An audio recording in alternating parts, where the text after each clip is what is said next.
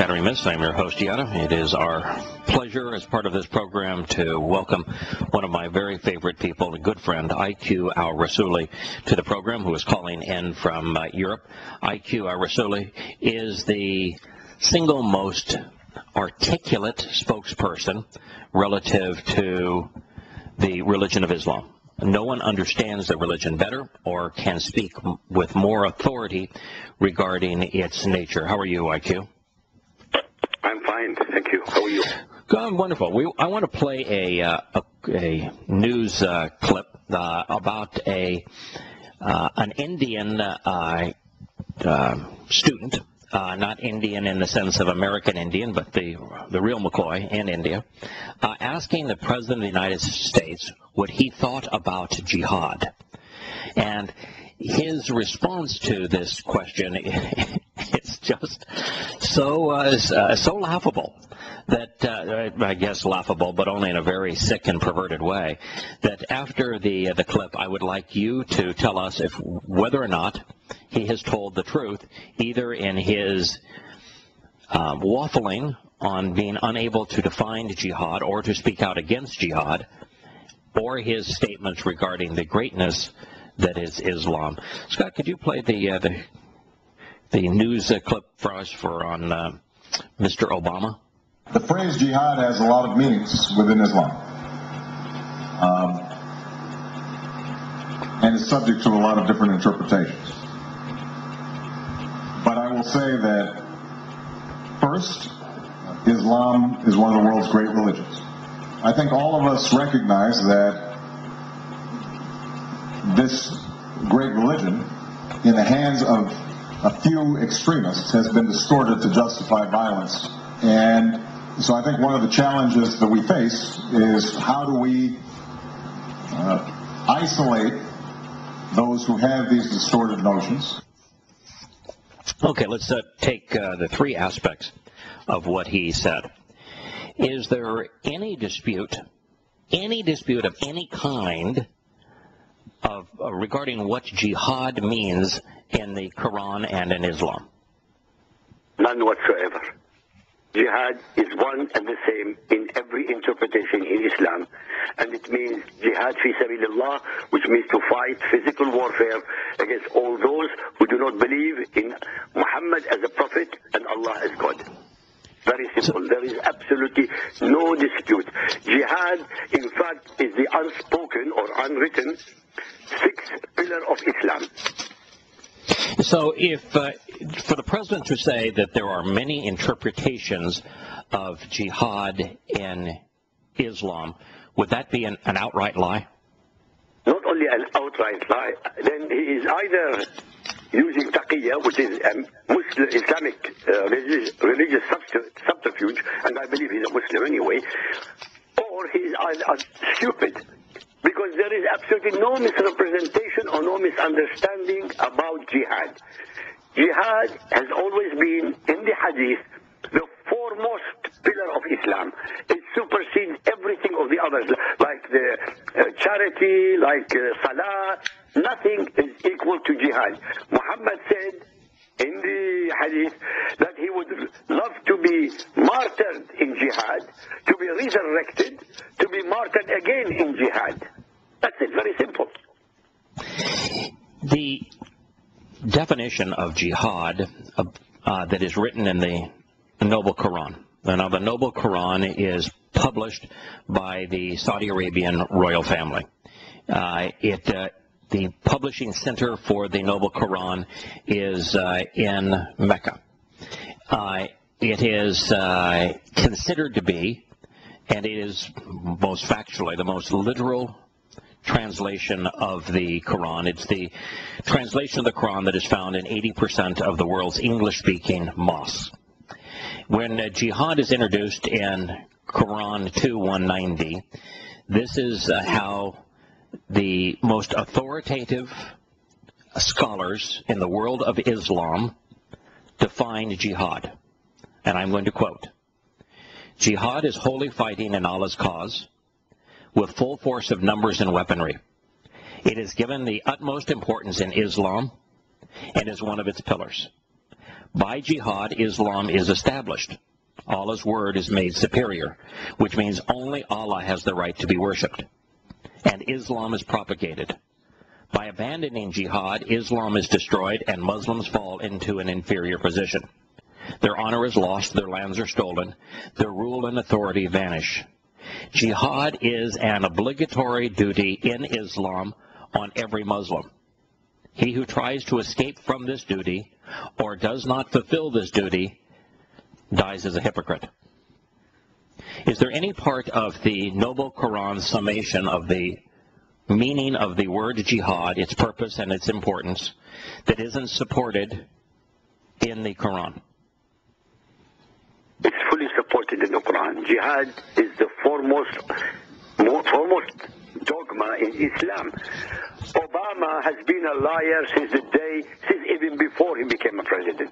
I said he was a pathological liar before he became president. He continues to be a liar while he is president. The tragedy is the American people. I don't want to use generalization, but they're stupid. Yes. They can see that he gave the whole of North Africa to the Muslim Brotherhood. Correct. He's giving Afghanistan to the Taliban. Correct. He left Iraq in disarray. Correct. He did it all himself. Yes. He's a Muslim. Well, he had some help. He had some help in Iraq. In the Quran 47:4. Let me read that for our listeners.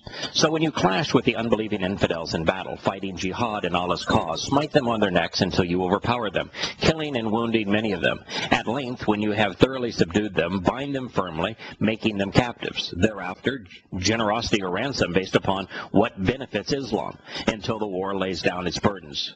Thus you are commanded by Allah to continue carrying out jihad against the unbelieving infidels until they all submit to Islam.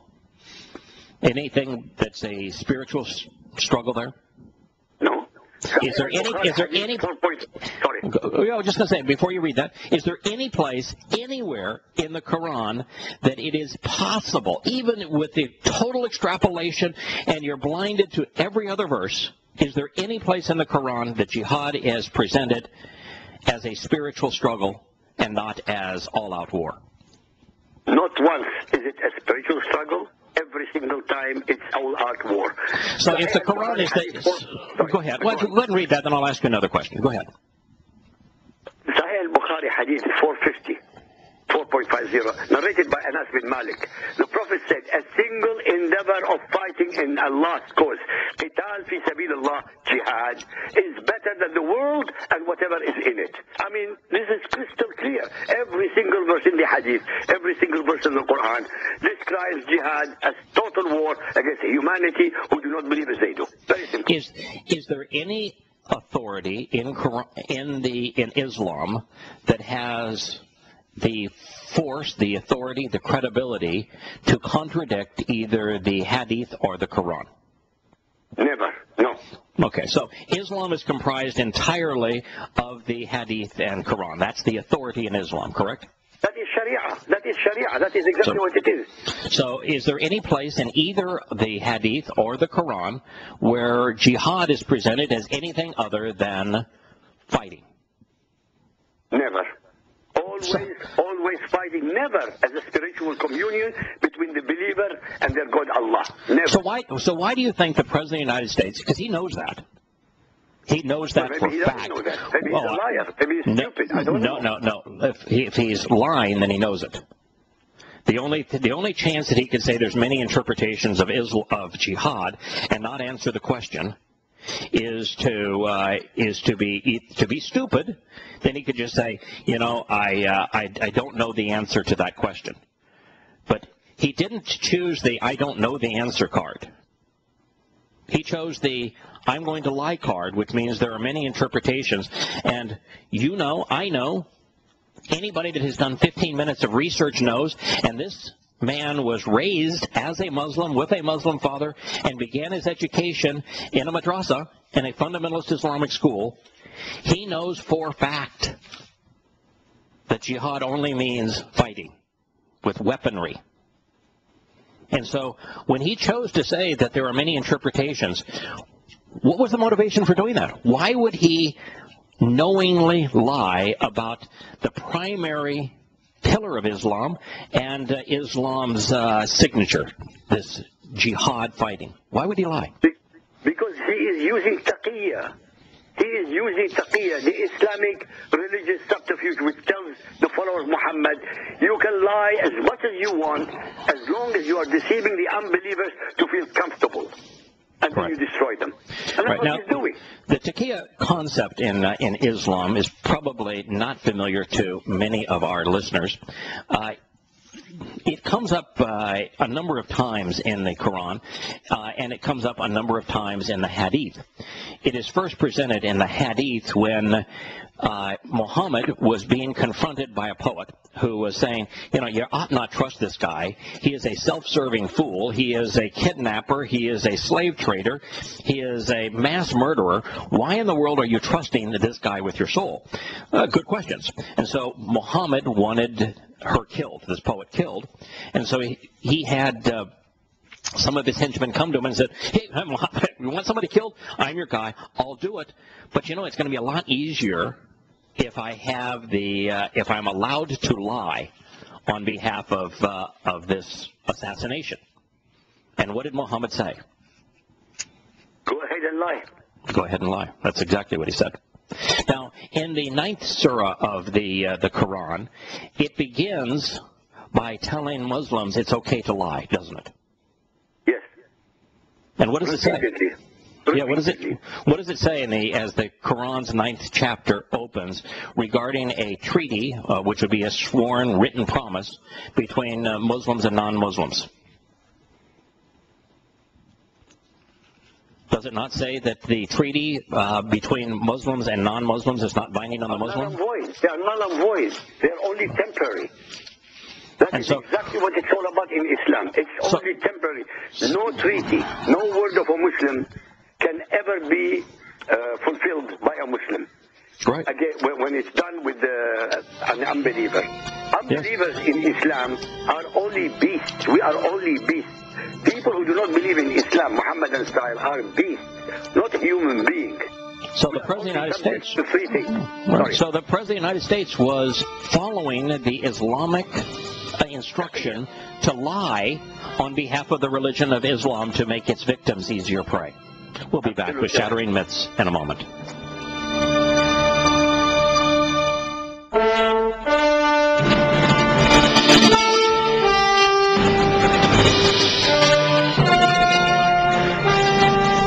Welcome back to Shattering Myths. We're talking with IQ al-Rassooli. IQ al-Rassooli is the author of Lifting the Veil, The True Faces of Muhammad and Islam. It can be purchased in 3 volumes, all from Amazon.com.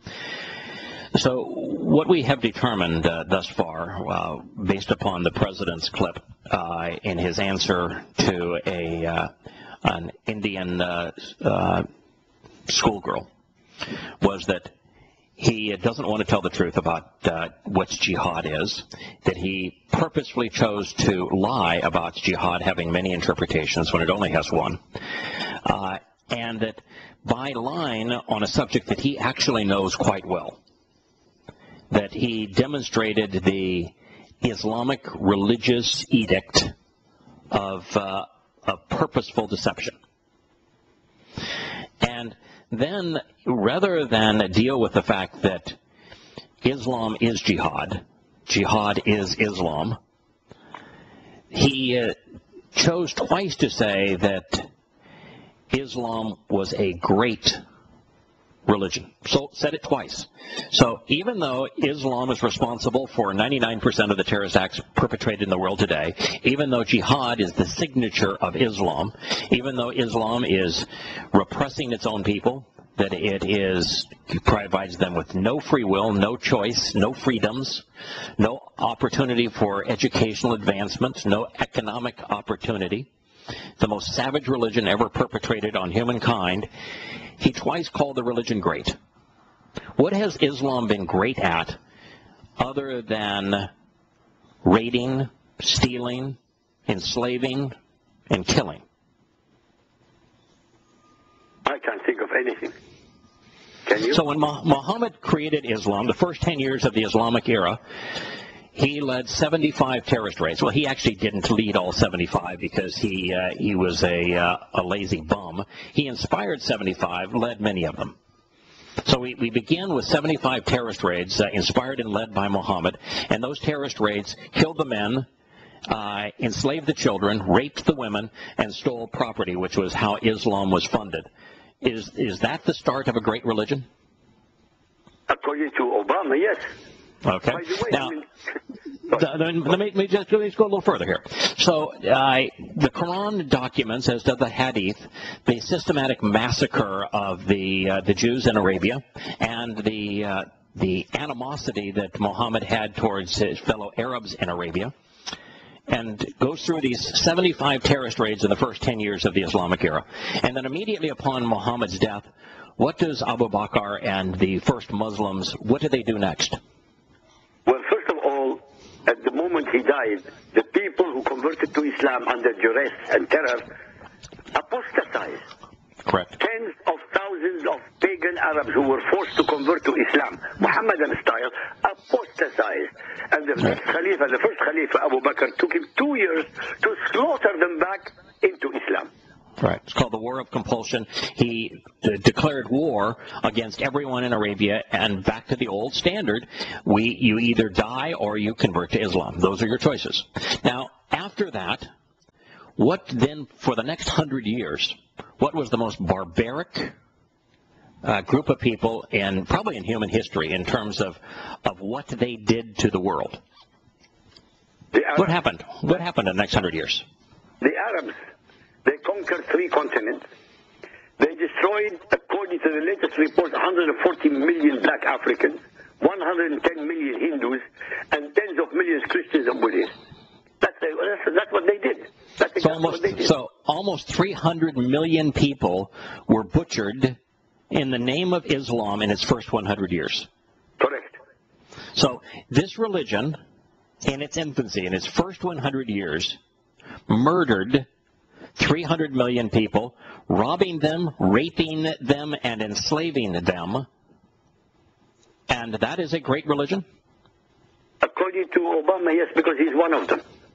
So a religion that begins based upon promoting lies, a religion that begins funding itself through the slave trade, through kidnapping, and through terrorist raids, through enslaving children and raping women, and leads 75 of them in the first 10 years of the Islamic era, and over the next 100 years, murders 300 million people. Is that a great religion? Well, according to Obama, yes.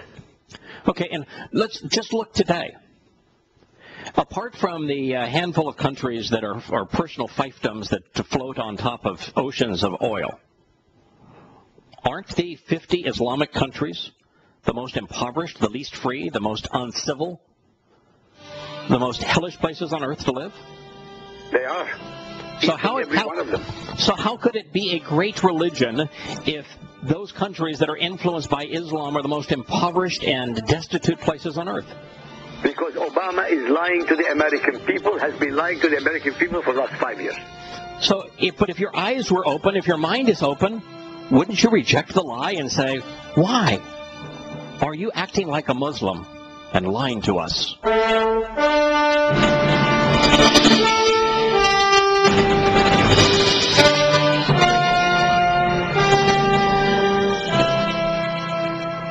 Welcome back to Shattering Myths. I'm your host, Yahowah. We're here with al-Rassooli, world's foremost expert on Islam and the correlation between Islam and terrorism. We have established unequivocally that the President of the United States lied when he said there are many interpretations of jihad in Islam. There's only one, and the only interpretation of jihad is the definition of jihad that is found in the Quran and the Hadith, which is fighting with all weapons and arms. The second thing that the President said, and he said it twice, was that Islam is one of the world's great religions. And we have established that Islam in its first 10 years led 75 terrorist raids, enslaving, raping, robbing, and that in its first 100 years, the first Muslims murdered 300 million people on 3 continents. So he lied again.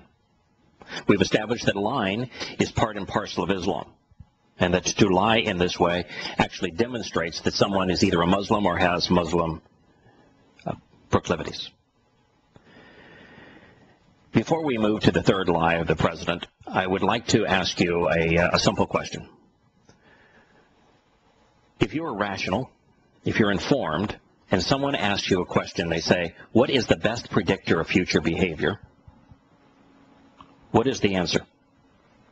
The future behavior of Muslims? Jihad. What is the best predictor of just future behavior? If I want to know... Past behavior. Correct, past behavior. So, Muslims in the past, when they were empowered, murdered 300 million people in their first 100 years. With Tamerlane, when he was empowered, he murdered in the range of 100 million people himself. When the Ottoman Empire was empowered, they did the same. So now that Islam is being empowered by liars like Obama and by OPECers like the Sauds and the Kuwaitis, what is the likelihood of what we're going to see in the future behavior of Islam now that it's been reinvigorated?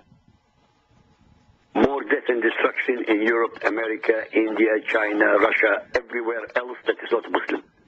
And do you suspect that the 300 million people that Islam murdered in its first 100 years will be more or less than they will kill in their last 100 years? They will murder hundreds of millions. Yeah, I suspect that the number of people that will die at the hands of this religion will be in the range of 10 times that number over the next 20 years. Now, let's turn to the last statement that the president made. He said that we all know, so he's not professing ignorance here. He's saying that he knows and that everyone knows that a few individuals have misinterpreted Islam relative to jihad. So I would ask you a question. If you wanted to interpret what appropriate behavior was for a Muslim, where would you turn? Quran and Sunnah. Okay. And whose example would you follow if you were turning to the Quran and the Hadith, which is the Sunnah? Whose example? Muhammad, obviously. Okay. Okay. So you would, if you wanted to interpret what it was like to be a good Muslim, would you not seek to follow Muhammad's example? I have to. I have no choice. Okay. Was Muhammad a rapist? A serial rapist. Yeah. Was Muhammad a pedophile? Yes. Was Muhammad incestuous? Yes.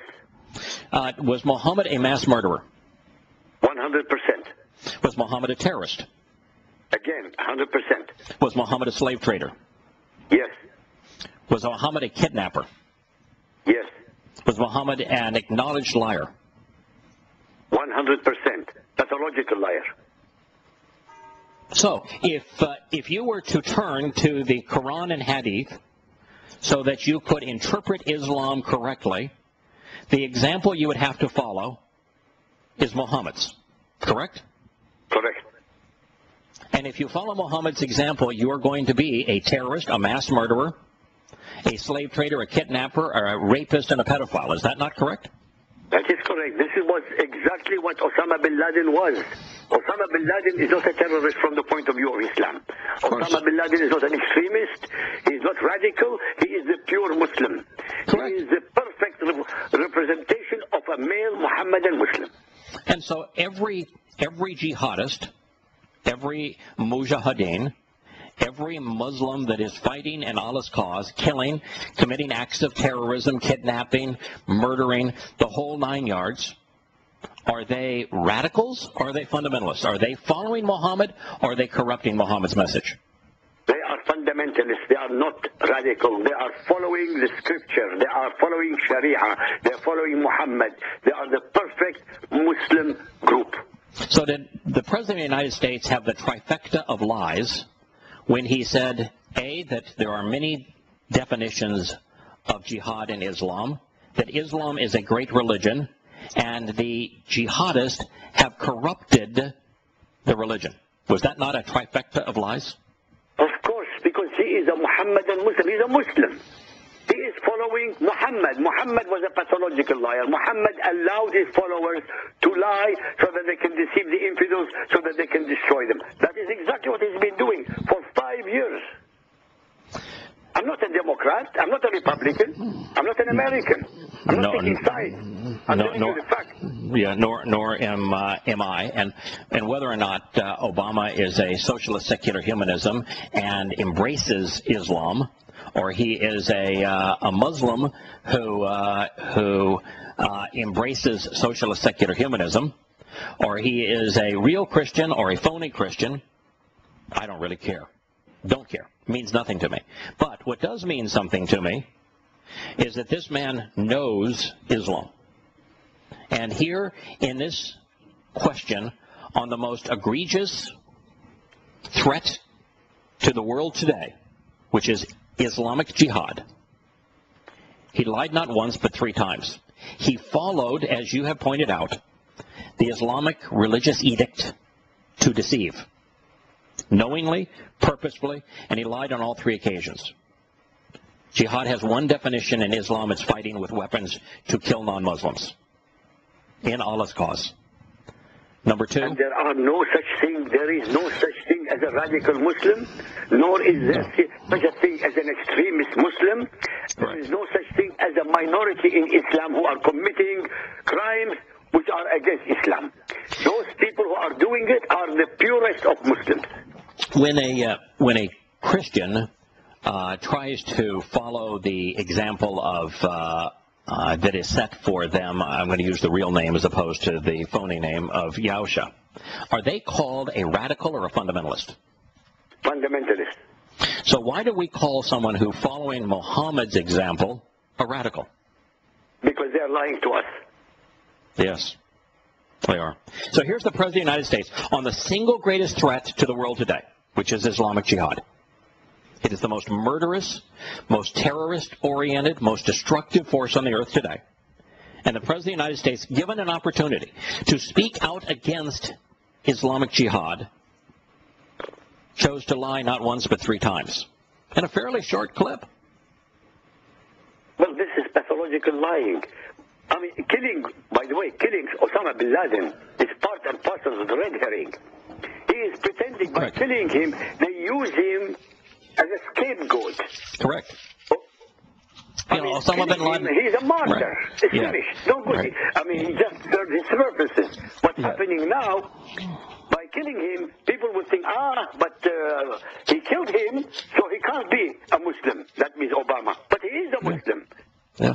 The reason that the United States killed an unarmed man, as opposed to bringing him back to trial, is because the United States knew that if he was tried, that their entire war against terrorism, their war against al-Qaeda, would become a sham. That it would become obvious that al-Qaeda is meaningless. It's always been meaningless. All al-Qaeda is an outward expression of what Islam represents. And there are 1,000 outward expressions in terms of jihadist organizations within Islam that have that exact same expression. The name al-Qaeda is absolutely irrelevant. It has always been irrelevant.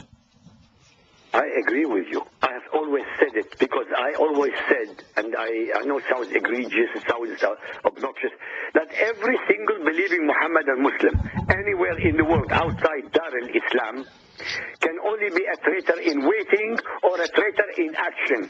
He cannot ever be, not he or she, loyal to the American Constitution, because the American Constitution is not from Allah, nor can they be loyal to the American people because the American people are infidel. Now, I'm going to ask you a question. There have been a number of elections in the Islamic world over the last decade or so. And each time that Muslims are given the opportunity to vote, has fundamentalist versus liberal, if we're to use that term for a moment, or even let's use the term moderate versus fundamentalist, Who has carried the elections? Every time that Muslims have been allowed to vote over the last decade, what percentage of Muslims are expressing their desire for Sharia and for the most fundamentalist form of the religion? 75%. Yeah. The number has actually grown. It started off about 60% a decade ago, and now it is about 75%. So to say that a few individuals have a fundamentalist interpretation of Islam is completely inconsistent with the evidence. It's a lie. Another lie. 75% of Muslims, when given the opportunity to tangibly express whether or not they are fundamentalists or moderates, they vote in favor of the fundamentalists. Look what's happening look what's happening in Yemen. Look what's happening in Egypt. Look what's happening in Tunisia. And Libya. In Libya, they voted in Hamas in Gaza. They voted Iraq. them in, and then they regretted it. Correct. It's exactly what's happened. And when the so-called mythical people known as the Palestinians, in our program next week, IQ, I want to talk about the mythical place called Palestine and the mythical people called Palestinians, because they are used as an example to enrage Muslims. But every election, even beginning with the mythical people known as the Palestinians, when they were given the opportunity to vote, 65% of them voted for Hamas. 65% of them voted to elect an Islamist terrorist organization. That's sobering, because the world wants to give them a state.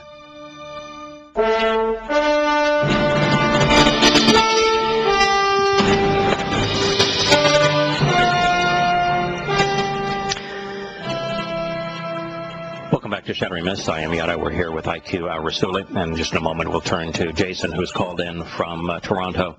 IQ, based upon what you know about Islam, is there anything that the world can do in Syria, or in Syria do we genuinely have two extraordinary evils fighting against one another?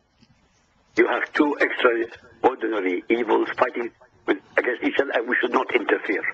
Correct. Nobody should interfere. Right. Even if the death toll climbs above 100,000 and exceeds 1 million. It doesn't make any difference. We should not interfere. This is an internal affair between Muslims, nothing to do with us. Correct. And should the United States continue to arm the rebels, and should the rebels actually conquer the Assad government, will Syrians be better off or worse off? They will be worse off, and America will be worse off, because Correct. they are supplying arms to the very people who hate America. They are Correct. the Muslim Brotherhood, the Salafis, the Wahhabis. Right. And the 10% of Syrians that are Christians, should the rebels prevail, what would be their fate? Either exterminated or exiled. Yeah. I don't miss my words. By the way, if you don't mind, I would like to put forth a challenge. I'm willing to offer $100,000 to the first human being who can find a single verse in Hadith or Quran showing that the jihad means a spiritual struggle to commune with God. $100,000 to the first person who can find this verse. Yeah, so what you're saying is it's impossible to misinterpret jihad in Islam. Let them find it. Yeah, that's my conclusion as well. Jason is calling in from Toronto. He's got a question on Islam. Hello, Jason. Welcome to the program. Oh, hi. Yeah, actually, it wasn't really a question, but I just wanted to point something out I thought was relevant. Mm-hmm. I was putting some of the Islamic quotes from Prophet of Doom on Facebook, somebody was posting to. And, they immediately came to the defense of Islam. And I got to thinking, why do people do that? Why are people so quick to come to the defense of Islam? The most murderous, the most terrorist-oriented religion in the history, the most deadly religion in the history of humankind. Why would people come to its defense? Yes, and especially when they know so very little about it. And what jumped out at me was a verse, and I looked it up later, and I was kind of surprised because it's in Psalm 49, and it speaks about the way of them that are foolish. Yes. And that their shepherd is death. Yes. And that just made, it totally fits, because, the lack of understanding, actually, and being led to destruction are one and the same thing. Correct. And even actually the word that's used for foolishness is kassel. And what I thought, kassel. And one thing I noticed was one of the definitions of it is confidence and hope. Yes. And so I think, a lot of people maybe are just, they don't understand that they have an enemy, and willfully so, because, they don't want to believe that it's that bad. Yeah, in fact, IQ, I'd like you to share, and your view, I'm sure, is the same as Jason's. What is the consequence going to be of Americans and Europeans being willing to not only tolerate, but to accept Islam? What is going to be the consequence of this?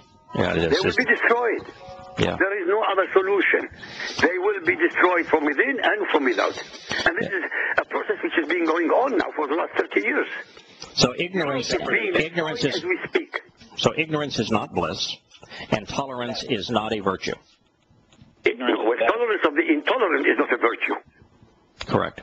So when Yahowah said that my people are destroyed for lack of knowing as a result of their ignorance, he's speaking specifically of what Jason is addressing now, which is the thing that the only motivation you've ever had for exposing Islam is that while we are tolerant of Islam, while we are accepting of Islam, while we are ignorant of Islam, Islam will continue to kill until it has inflicted such death as that hundreds of millions of people succumb to the religion. Is that not true? Correct. Absolutely true. And that's the only reason we speak about the religion, is that it's imperative that people know that so long as the President of the United States continues to lie on its behalf, millions will die. I'm Yahowah. This has been Shattering Myths.